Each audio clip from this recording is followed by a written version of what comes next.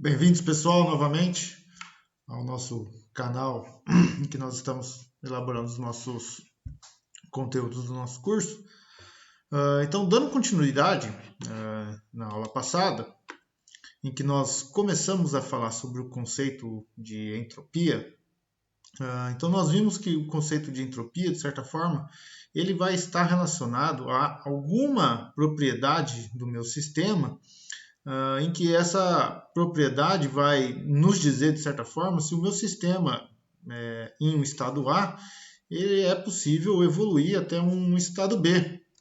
E, se assim for possível evoluir até o estado B, será que é possível ele sofrer um processo reversível, ou seja, do seu estado final, o estado B, voltar para o meu estado A?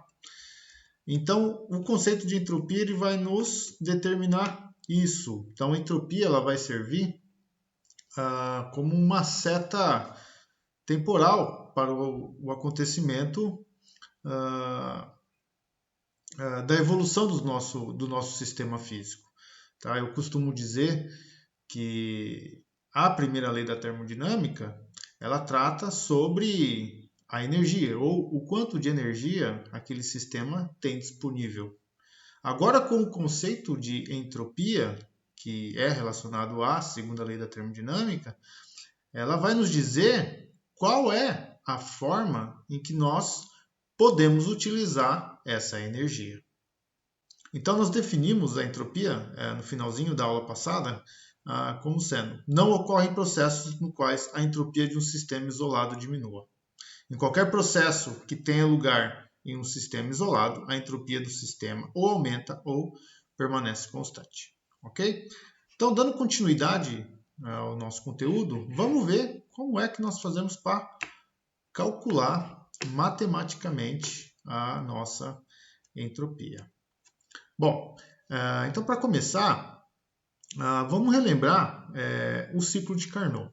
Tá? Então, retomando o ciclo de Carnot, em um diagrama PV, o nosso ciclo de Carnot ele é composto por 4 curvas.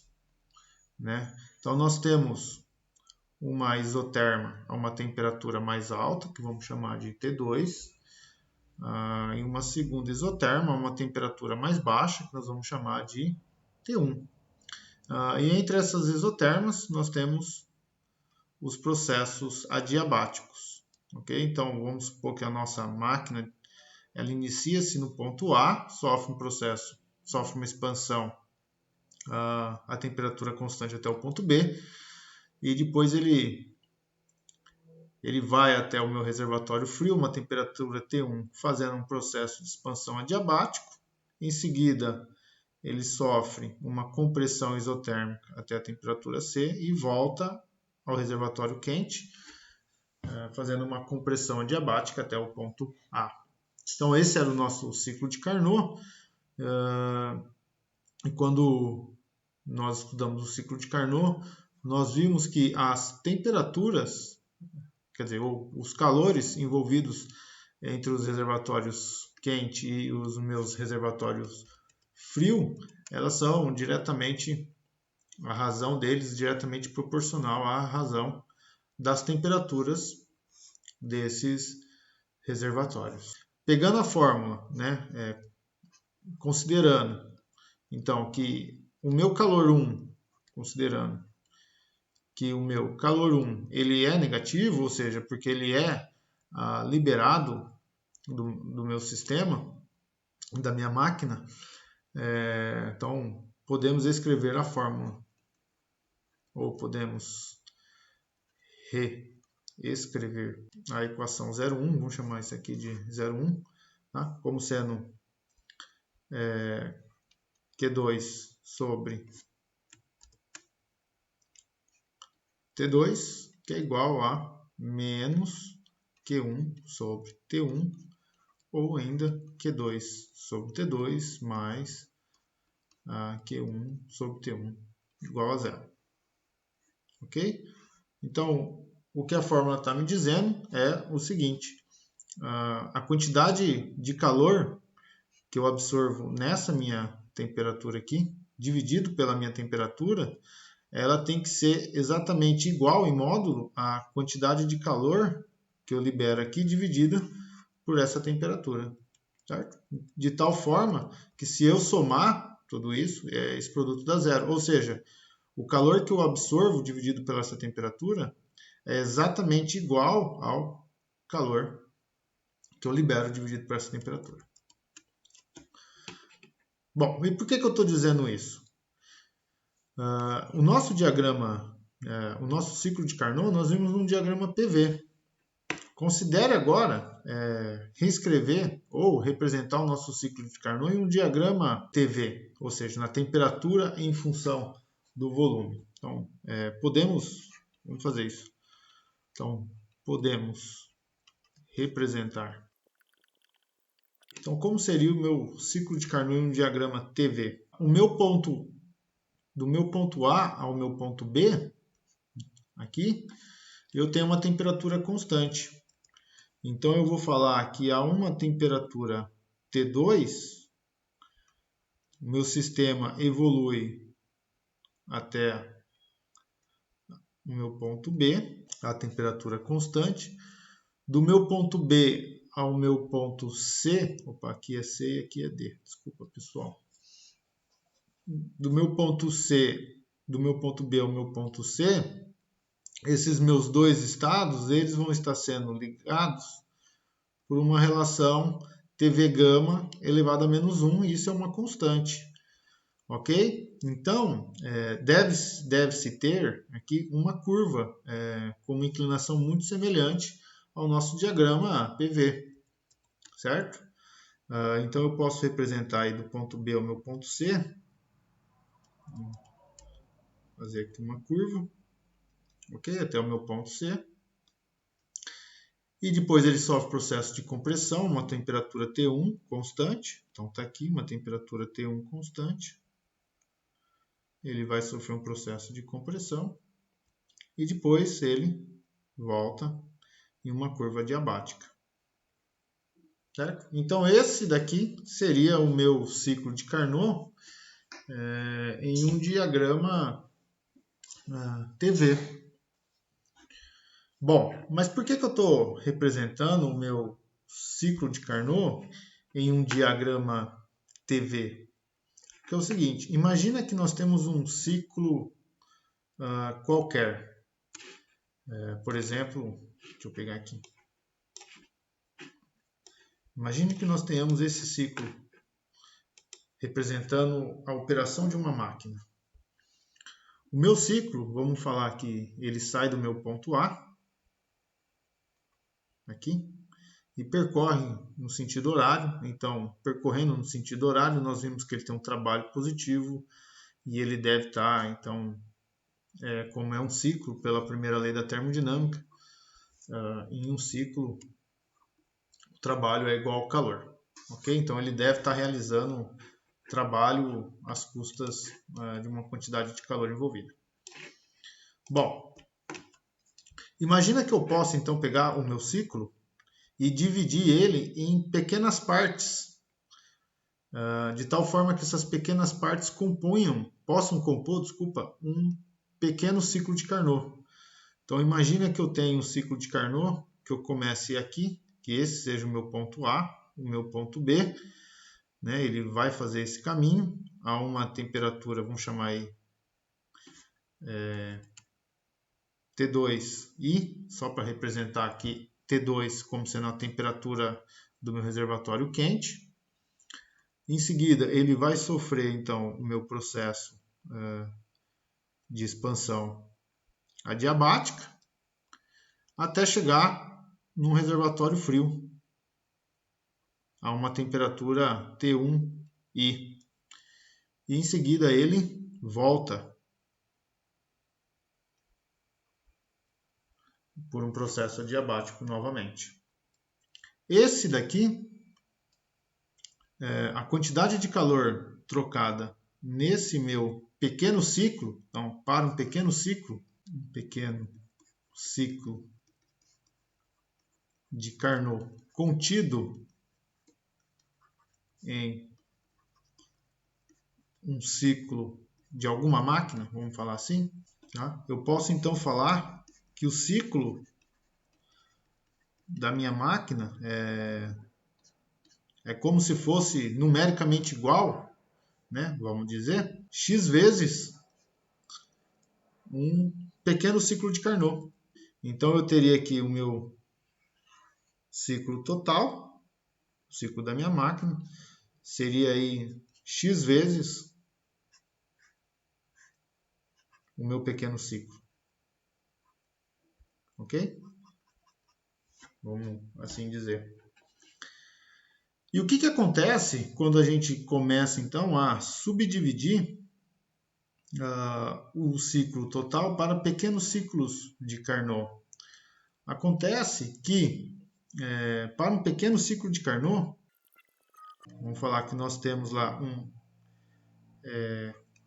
Q2i dividido por T2i mais o meu Q1i dividido por T1i é igual a zero, ok? Isso daqui então é para o meu pequeno ciclo. Então estou imaginando que esteja entrando uma quantidade de calor aqui e esteja saindo uma quantidade de calor aqui, ok? E quando eu começo a percorrer todo o meu ciclo, né, subdividindo ele em pequenos ciclos de Carnot, o que acontece? Para o próximo ciclo que eu subdividir, ou seja, que ele tiver agora aqui a uma temperatura, vamos chamar assim, T'2i, que é um reservatório quente, e agora aqui uma temperatura T1'i, que é agora o meu reservatório frio. Então, quando eu vou percorrer esse ciclo, durante a minha próxima compressão adiabática, o que vai acontecer? Essa minha parte aqui dos meus trabalhos, eles vão ser cancelados. Por quê? Porque agora eu estou tendo o meu ciclo percorrido em sentidos contrários. Então é como se eu tivesse somando mais um nesse sentido e menos um nesse sentido. E obviamente que sobraria só essa pequena partezinha, mas isso não vai ser problema para a gente. Ok? E assim sucessivamente. Eu posso pensar isso para todos os pequenos ciclos de Carnot, de tal forma que essa minha parte do meu ciclo vai ser parte cancelada por esse, essa minha parte do meu ciclo vai ser parte cancelada por esse, essa minha parte do meu ciclo vai ser parte cancelada por esse, essa minha parte do meu ciclo cancelada por esse, essa parte do meu ciclo cancelada por esse, e essa parte do meu ciclo cancelada por esse. Ou seja, o que nós vamos ter, na verdade, é o que vai sobrar, é apenas as partes em amarelo, que vão deixar de serem canceladas. Então, se eu imaginar que eu possa subdividir o meu ciclo em tantos ciclos de Carnot quanto eu queira, tá? Essa soma aqui, quando eu somar o meu ciclo total, ela tem que continuar dando zero. Então, ó, subdividindo o ciclo em muitos ciclos de Carnot, podemos afirmar que se eu somar todos os meus calores desse ciclo, eles têm que ser igual a zero, ok? Agora, por que eu pus esse R? Porque eu estou considerando que os meus processos, eles são processos reversíveis. Então, para um único ciclo, que era esse daqui, nós chegamos a essa conclusão, ok? Se eu somar todos os meus ciclos, eu vou ter a mesma conclusão, ok? E aí, essas minhas partes que eu falei que serão canceladas, né? Elas vão se tornar cada vez mais próximas uma das outras, quanto cada vez menor for a subdivisão dos meus ciclos. Então, imagina que eu pegue agora... deixa eu pintar de outra cor aqui. Imagina que eu possa pegar esse meu ciclo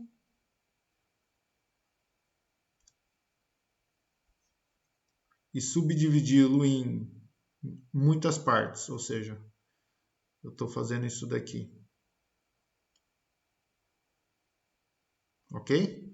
Então, as partes que ora sobem e ora descem são cada vez mais próximas. E, como resultado, essas minhas quantidades que ficam aqui na sobrinha, elas vão ser cada vez menores. É justamente o que acontece quando nós aprendemos a fazer uma soma de rima, né? Que a gente calcula, por exemplo, a área sobre uma curva, dado fatias de intervalos. Quanto menor for as minhas fatias, né? Mais próxima, ou seja, menor vai ser esses meus vazios aqui, as minhas lacunas, que as minhas figuras em paralelogramo não conseguem alcançar. Então, no meu ciclo é a mesma coisa. Então, quanto menor eu pegar esse meu ciclo de Carnot, menor vai ser essa diferença aqui que fica entre um ciclo e outro. Ok? Então, tomando ciclos cada vez menores, tomando os ciclos cada vez menores, temos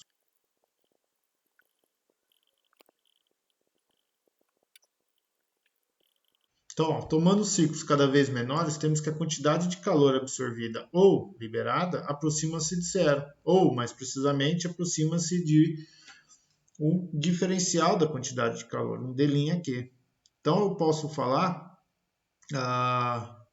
que a minha equação, vamos chamar aqui, deixa eu dar números aqui, 2 e aqui 3. Então, a minha equação 3 ela vai poder ser escrita como sendo uma integral fechada de dq r dividido por t, e isso daqui é igual a zero. Então, eu estou tomando essa soma aqui, que é uma soma discreta, porque eu tenho esses ciclos que são discretos, tá? E estou passando essa soma discreta para uma distribuição contínua dos meus ciclos. Ok? Isso que nós estamos fazendo. Bom, e o que significa agora a nossa equação 4? Olha só, significa o seguinte, que o fluxo de calor absorvido dividido pela temperatura em que ele absorve esse calor deve compensar a perda de calor liberada dividido pela temperatura em que ele libera esse calor. Ou seja, o que eu estou dizendo num ciclo infinitesimal, em que ele absorve um calor Q2 a uma temperatura T2, tá? Deve ser compensada pelo calor que ele libera a uma temperatura T1. Então, eu tenho aqui um ciclo. Num próximo ciclo, que eu vou ter aqui uma temperatura Q'2, T2, e depois ele vai liberar Q'1, é uma temperatura T'1, né? Ou seja, essas partes de cima contrabalanceiam as minhas partes de baixo, em que ele libera um calor. É isso o significado que nos está dizendo a minha equação 4. E o mais importante da minha equação 4, né, vamos reescrever ela, reescrevendo a equação 4, vamos escrever ela aqui, é um d' que é sobre t igual a zero, é o seguinte, ó, o meu d' aqui né? O meu D' aqui, por que nós usávamos mesmo esse linha? Se nós recordarmos nos nossos vídeos, a gente passou a usar esse linha nos nossos diferenciais para dizer que isso daqui era uma diferencial, desculpa, não é variável, era uma diferencial não exata. Ou seja, se é uma diferencial não exata, nós dizíamos que a variável ela dependia do caminho ou do processo, ok? E se ela dependia do processo, em um ciclo qualquer, que nós pegássemos essa minha variável, essa minha diferencial não exata, né? Em um ciclo qualquer, isso daqui era diferente de zero, tá? Tanto que quando nós utilizamos a nossa primeira lei da termodinâmica em máquinas térmicas, nós temos que o trabalho é igual ao calor. Justamente por quê? Porque na nossa primeira lei, a única variável que é exata é o meu ΔU. E nela, se ela é uma variável, uma diferencial exata, ela depende apenas dos estados inicial e final, não depende do caminho. Então, no ciclo, o meu estado final é igual ao meu estado inicial. Então, esse cara é zero. Por isso que nós tínhamos que o trabalho é igual a calor. Então, recordando, o nosso calor ele é uma diferencial não exata. Ou seja, se eu somar ele ao longo de um caminho fechado, ele tem que dar diferente de zero. Mas olha só, agora, quando eu somo essa diferencial, quando eu divido essa diferencial não exata pela temperatura em que está ocorrendo essa minha troca de calor, a soma dela dá zero. Ou seja, esse cara aqui, tá? D' aqui sobre R, ele tem aí uma característica de uma diferencial exata. E toda diferencial exata na termodinâmica, a gente diz que é uma propriedade do sistema. Ou seja, resumindo, o que nós temos aqui, D' aqui sobre R, é uma nova propriedade do sistema, de tal forma que quando eu somo ela em um ciclo fechado, isso dá zero, certo? Essa minha quantidade que eu estou chamando de propriedade do sistema é o que nós vamos definir como sendo entropia. Então define-se como a propriedade do sistema. Então define-se como a propriedade do sistema a entropia, nós vamos usar a letra S, cujo valor depende apenas dos estados do sistema. Então nós vamos definir a minha diferencial ds como sendo D' Q de um processo reversível dividido por T, ok? E a minha unidade da entropia é Joule por Kelvin. E, portanto, para um processo cíclico, a minha entropia ela é zero em um processo cíclico.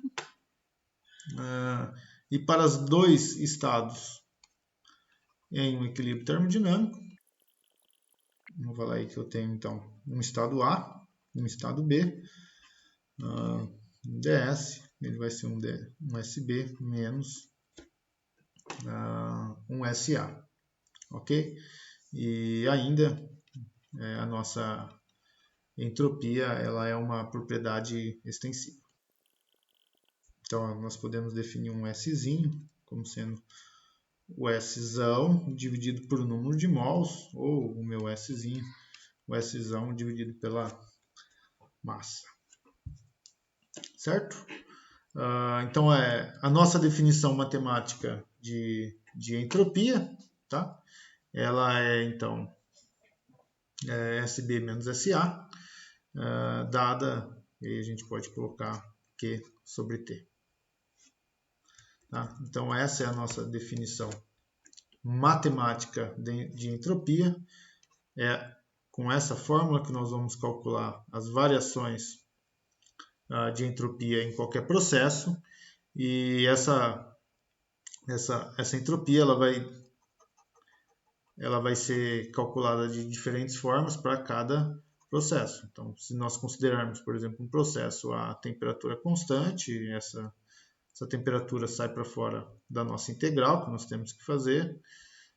Se ela for um processo em que ocorre com a variação de temperatura, a gente vai ter que integrar essa temperatura e assim por diante. Tá? Então, esse é o assunto das nossas próximas aulas, de como é que nós vamos calcular a variação da entropia entre os estados termodinâmicos.